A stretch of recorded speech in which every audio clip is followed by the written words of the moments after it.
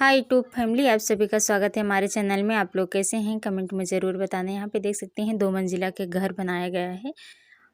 बहुत खूबसूरत है ये घर। और आगे सामने से बरामदा है, देख सकते हैं।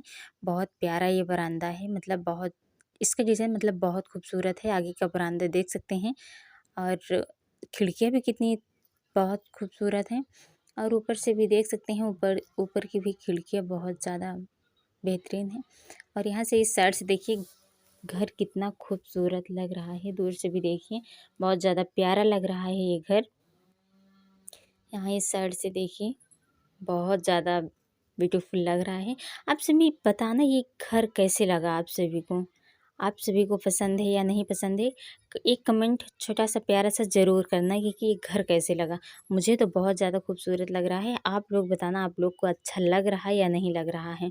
मिलते हैं अगले वीडियो में, तब तक के लिए बाय बाय।